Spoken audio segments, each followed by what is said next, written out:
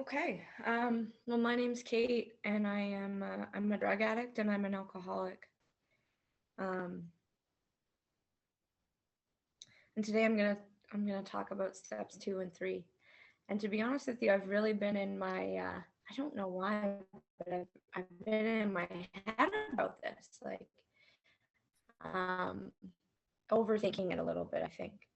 And that's something I do before I get asked to speak sometimes. So I'm gonna try to lay that aside right now and to remember that I do have a real experience with step 2 and 3, and that's what I'm here to talk about with you today. And I'm just gonna really invite God into this and see what happens. I don't know. I don't know what's about to happen over the next half an hour, 45 minutes. We'll see where it goes. Um, I came uh, I came into the rooms in 2015, and I really wanted nothing to do with God, and I really wanted nothing to do with the 12 steps. My intention was not to work steps, and it certainly was not to find God or have any sort of a relationship with God. I had a terrifying drug and alcohol problem, and I wanted to not have to live like that anymore. I didn't really um, want to stop, and I think there was part of me that thought that maybe I could find a way to use and drink normally, um, and to not have it, not have the consequences that I had. And I got into the book with my first sponsor, and it was starting to become clear to me that probably wasn't possible. Um, on page 44 it says, if when you honestly want to, you find you cannot quit entirely, or if when drinking you have little control over the amount you take, you are probably an alcoholic. Yes, those things were true for me. When I want to stop, I can't. And when I start, I have no control over the amount I take. I'll go for days. And that's never my intention. That's never my intention. And then it tells me here, if that be the case, you may be suffering from an illness which only a spiritual experience will conquer. To me, that was not good news. That was not good news. What only a spiritual experience will conquer? What the hell does that mean? How do I get one of those? And I was told, well, we're gonna find out it in this book. And I'll tell you, I wanted absolutely nothing to do with this book. It was full of, I thought this was a religious book, and I grew up in the Catholic Church, and I had really decided that God wasn't for me. I wasn't an atheist. I wasn't an atheist, but I was absolutely an agnostic. And I remember my sponsor saying, "Well, that's perfect because there's the whole chapter called the chapter to the agnostic. That chapter is for you." No, it's not. I want nothing to do with this. I want nothing to do with this. Um, but like I said, I had a terrifying drug habit and an alcohol problem, and this woman, and she was sane. I believed her to be sane. Um, and she used like me. She drank like me. She was a biker. She was full of tattoos. She wasn't, some fanatical Christian lady. She was somebody that you didn't look at her and think, yeah, this woman believes in God, she but she was telling me that when she did the stuff in this book, she found herself in a place where she no longer had to drink and use. And she was able to win my confidence because, yeah, she drank like me, and she used like me, and she felt like me, and she thought like me. And so there was this understanding of like, well, if we have a common problem, then maybe our solution could also be common. Like maybe if she's like me and I'm like her, whatever worked for her, maybe that could work for me too. And I think that that was the tiny little shred of, you know, do I now believe or am I willing to believe? No, I don't now believe.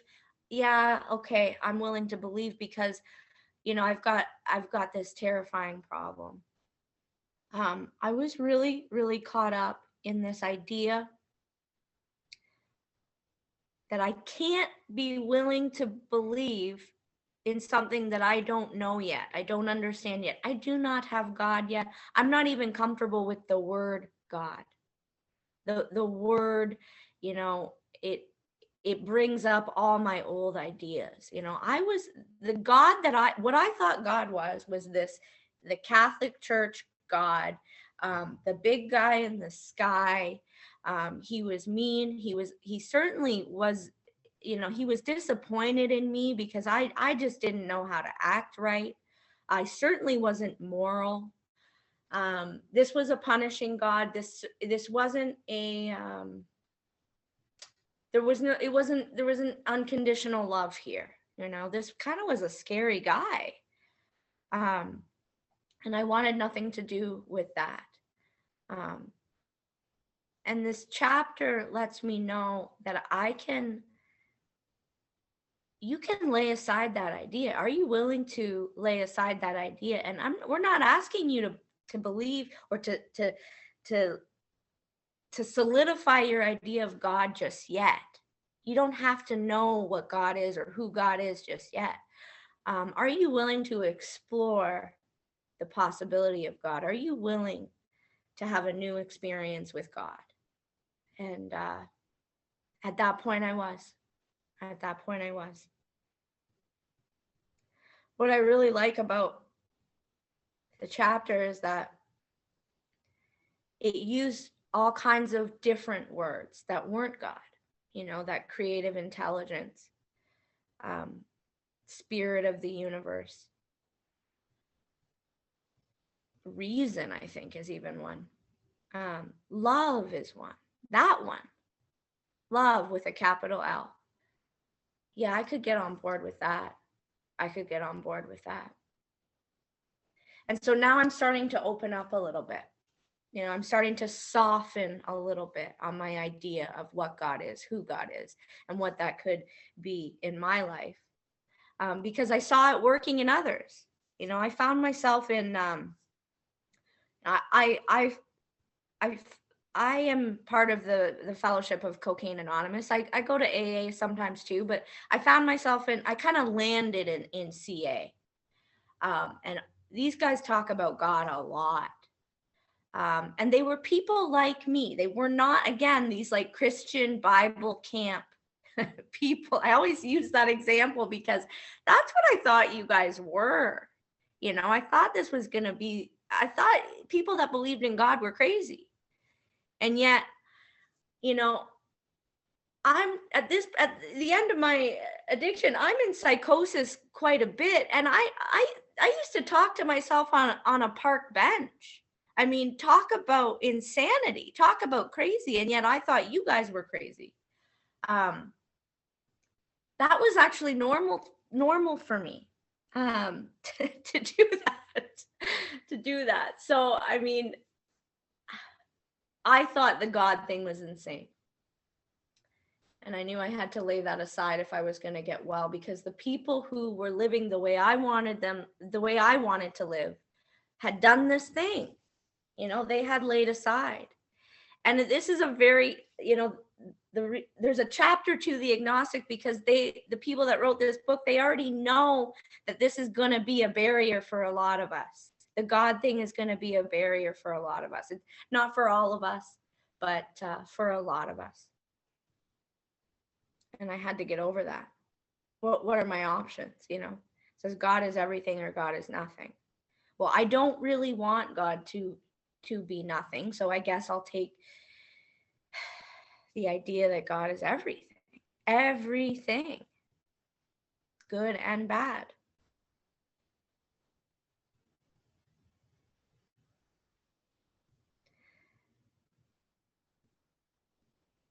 that is my choice. That is my choice today.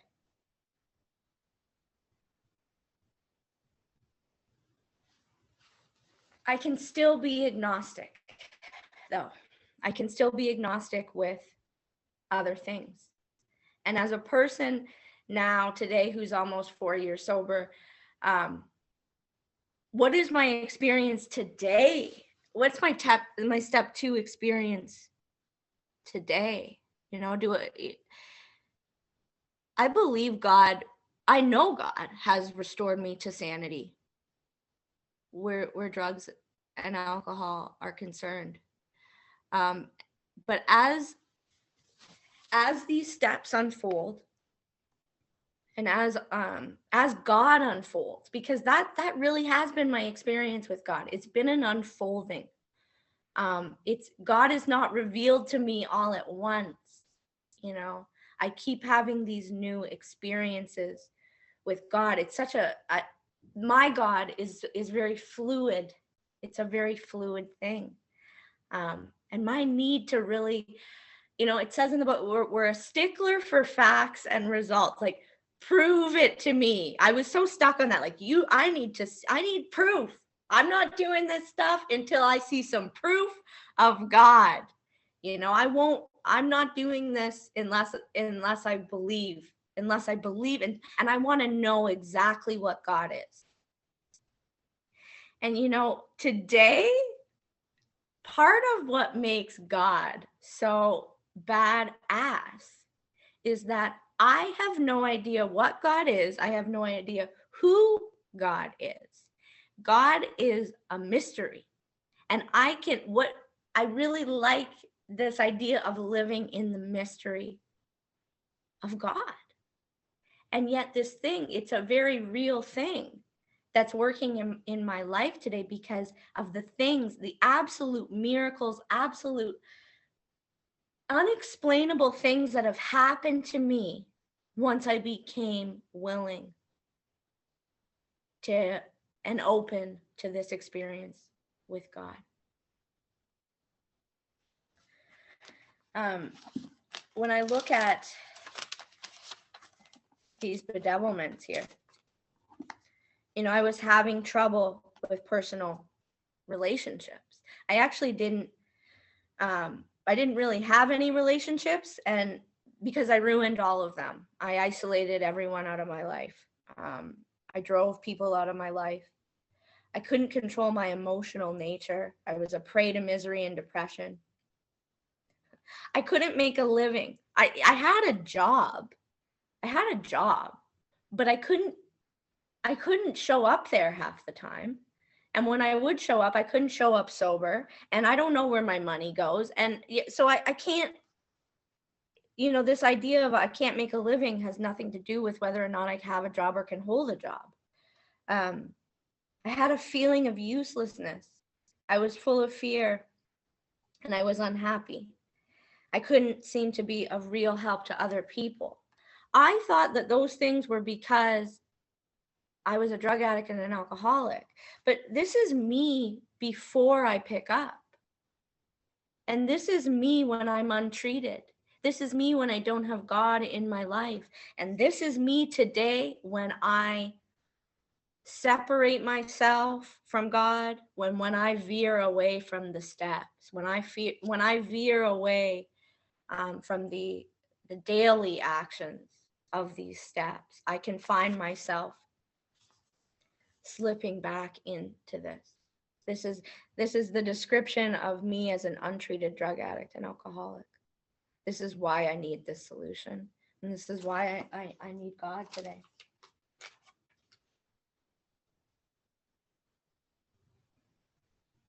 I think when I got out of the way enough, when I let go of this idea that I need a certain kind of evidence for God, because the evidence that my head wants for God is just isn't available. So my head will always be able to talk me out of God.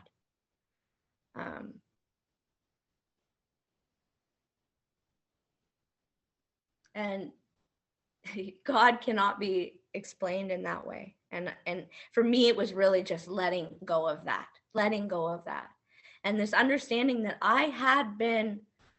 there were things that I had been sort of blindly relying on, things that I worship.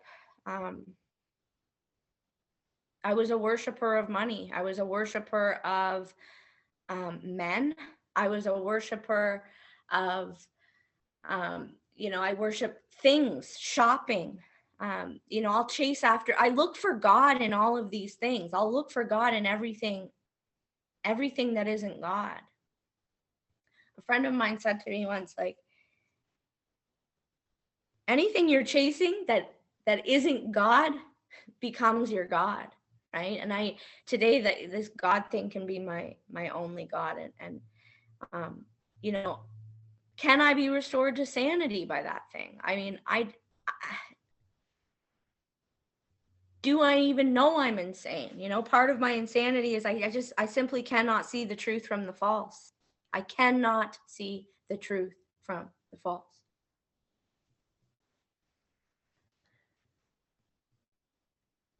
My relationship with that power today is really the only thing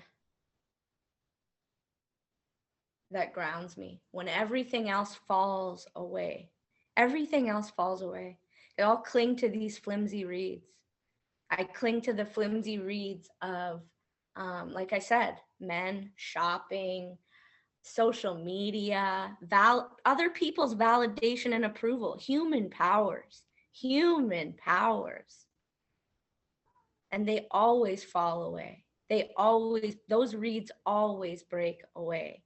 And then I find myself running back to God. Hopelessness and desperation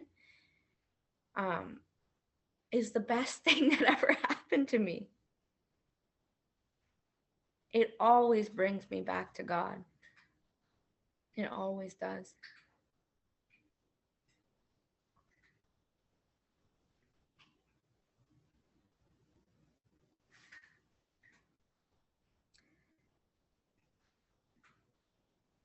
So I turn my will and my life over to the care of this thing, right?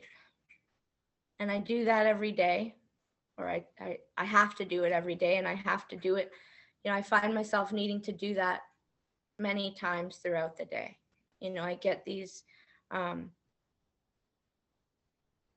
I'm connected enough and I'm able to practice that pause, right? And I go to God and I can say, what's the right thought? What's the right action? Because I can't run my life. Am I convinced of that? You'd think, how could I not be? How could I not be? Like, let's look at the evidence. And then again, I get stuck on step 3 because I'm like, well, I don't know what God is yet. And so how can I turn my will and my life over to something that I don't know yet? I don't have, and I don't even feel like I have yet. And my sponsor kind of broke it down, like, can you see why you can't run your life anymore? Because I'm out there, I'm crashing into everything. And I have this need and this plan for how I think things should be and how I think things should go, and how I really just need them to be this way in order to feel safe and in order to feel okay in this world. I assign roles for people, and I decide how you're going to show up in my life and how I need you to show up in my life. And if only you could just do that, then I could be okay, right? And I make these secret contracts with people. And they're in my head, and they're things that they're contracts that these people have not signed and they have not agreed to, but Kate has decided that this is how it's going to be. I'll walk into my work, and this is how I need you to show up today, and if only you could do that, then my day would go as planned. I have a plan for the grocery store, right? I'm going to go to the grocery store at 4 p.m. Rush hour. And I want to be in and out. I need 2 things at this grocery store, and God, there better not be anyone else in the grocery store. I'm trying to get my yogurts, and you're trying to get your yogurts, and I don't want you there. And get out of the way. This is how I operate in the world, right?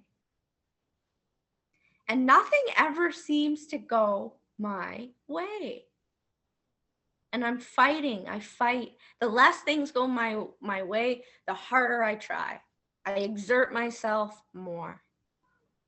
And with people, I thought I was a people pleaser. And my sponsor, Paige, actually, she taught me that, no, you're not a people pleaser. You don't give a fuck about other people. You are an approval seeker. You are a self-seeker. So my people pleasing is self-seeking, your approval, your validation. That's what I need in order to be okay. I worship the God of approval and validation. You're not a people pleaser. The book talks about, are we not even a self-seeker even when trying to be kind? And I thought, well, I'm so kind. I'm always doing these really nice things for people. But it's always attached to, what is Kate getting out of this deal? What can I get out of this? And it says, where is it?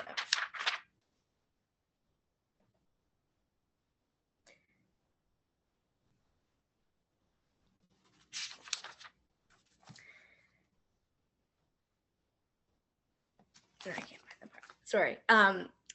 Yeah, I will use generosity and kindness to try to get my way. And then when you don't do what I want you to do, I will switch very quickly to being angry and unkind and manipulative. And this is how I'm a producer of confusion rather than harmony. And it's very confusing to people because the nice person changes very quickly when I'm not getting my way. And this is one of the many ways that I play God. And it says, I had to quit playing God. It doesn't work, but I don't know how. I don't know how to not play God.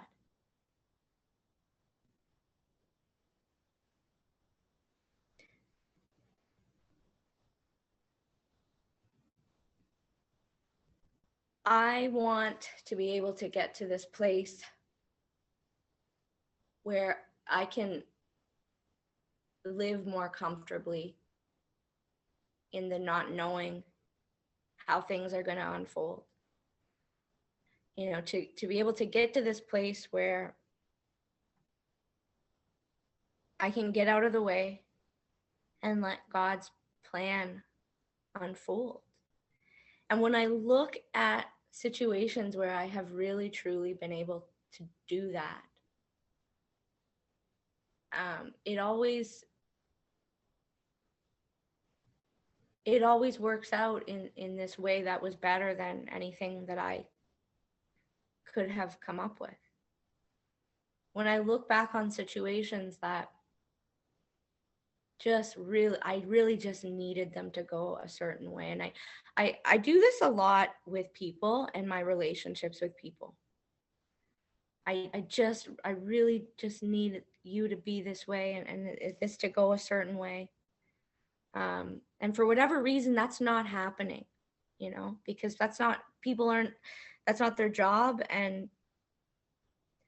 But today, can I look at it with this line of thinking that if God is everything and God is nothing, and I choose that God is everything, then could I look at it like, well, if something isn't going the way I want it or think it should go, could I accept that maybe that's not part of God's plan?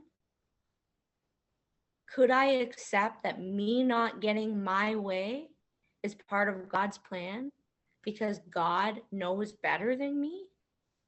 God has a bigger plan. I look at the world through this tiny little pinhole, and God can see the whole picture. God already knows.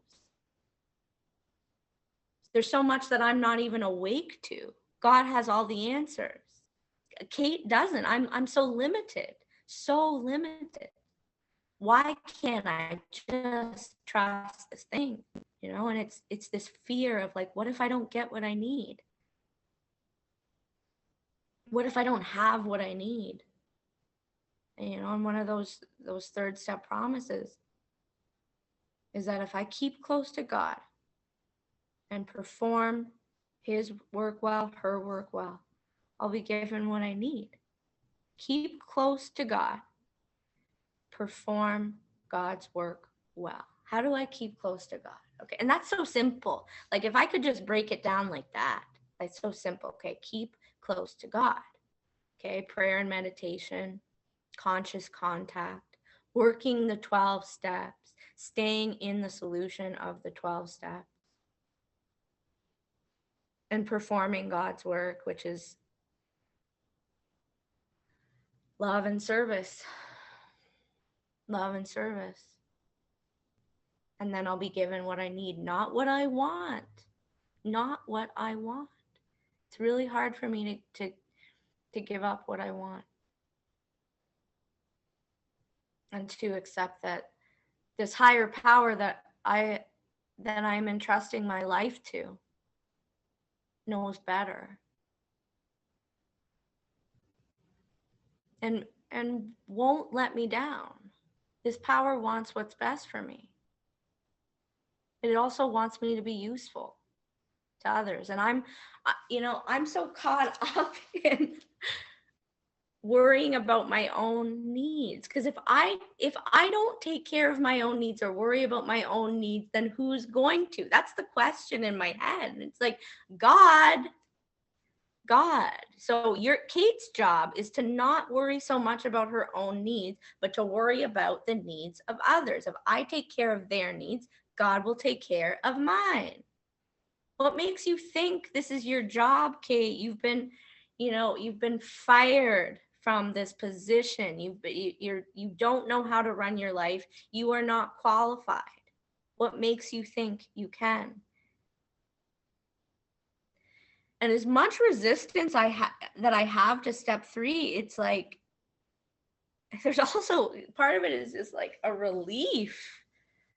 It's what a relief. I don't have to try to make this work anymore. And I was so confused by that. It's like, well, what do you mean I don't have to try? Like I just sit there and watch this happen? No. Keep close to God, perform God's work well, and you'll be given what you need.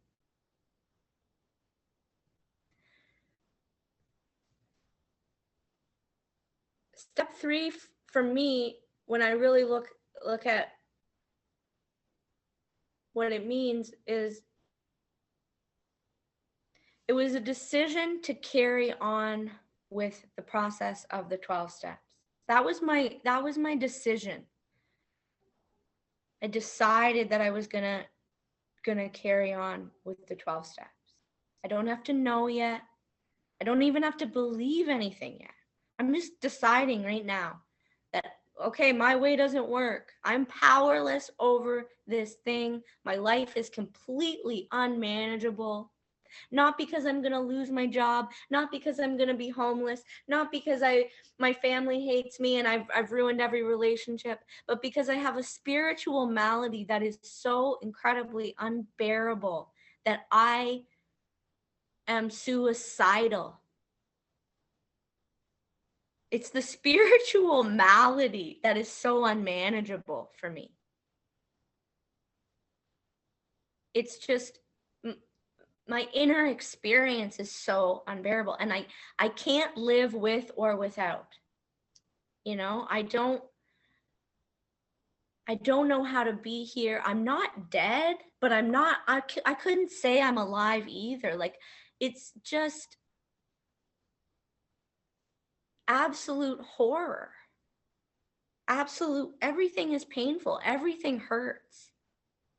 That's my spiritual malady tells me, you know, no one can love you. Like, it doesn't allow love to even get in, right? Anyone that even tries to love me, it's the love is blocked. So even when I am loved, I'm not loved because it can't get through. Any love that comes at me, I swat it away. I swat it away. And yet I desperately want that. That's how spiritually sick I am, is that I at the same time I crave and deny love. I'm repulsed by it, and yet I'm so desperate for it. You know, my spiritual malady doesn't allow me to be loved. And there's nothing I can do about that of myself. There's nothing, I have no power in me to change that. I have no power in me to stop using drugs and alcohol. Nothing.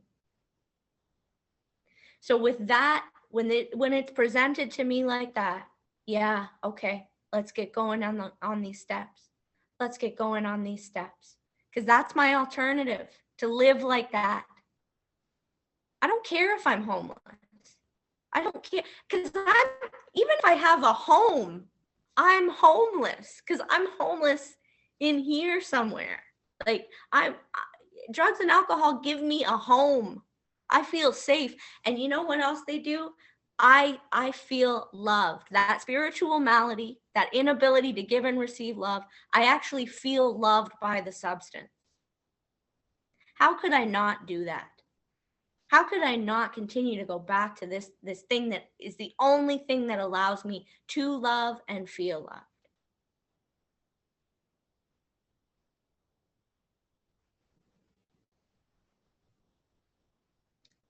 And in those final days, it wasn't doing that anymore. It wasn't doing that anymore.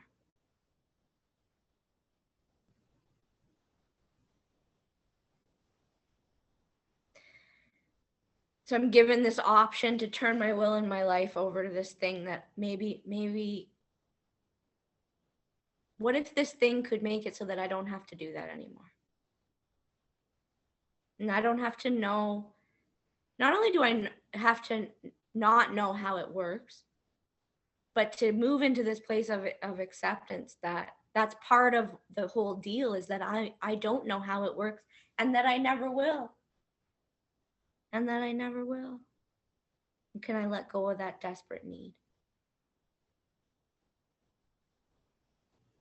I remember saying to my sponsor, how do I know I've made that decision? Because, like, I could sit here and be like, okay, I decide to turn my will and my life over to the care of God. Okay, I decide. How do I know? And she said so simply, you know you've made that decision when you've got a pen in your hand and you're writing out a 4-step. That's when I know I've made that 3rd step decision. And it does. It says, you know, we launched into that 4th step, that 3rd step could have little effect unless followed up by that inventory process. And the thing about the inventory that I think for me was so important for step 3 is that if I need any more solid evidence as to why I cannot run my life, the 4th column lays it out for me. Oh, yeah. Oh, this is why. This is why Kate can't run her life anymore. Yeah.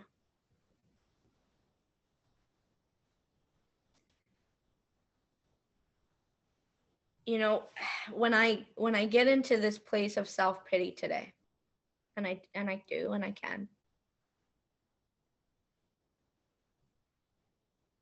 I remind myself how unbelievably lucky I am that I have a design for living today.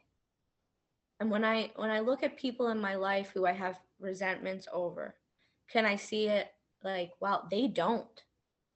They don't. Like this is a sick person. And I'm surrounded by all kinds of people that don't have a solution. And I've got one.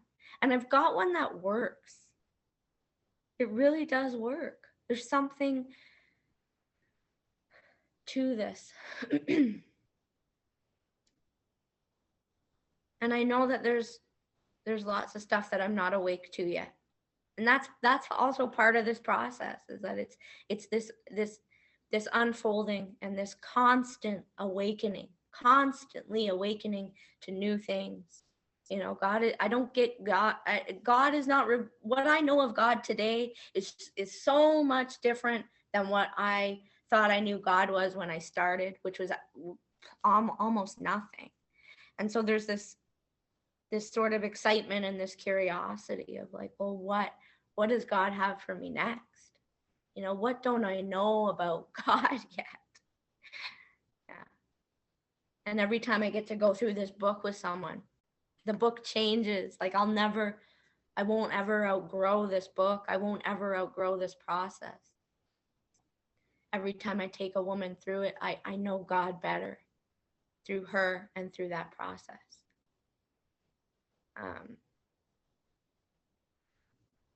I don't ever want to not be in awe of this thing. You know, I don't ever want to be like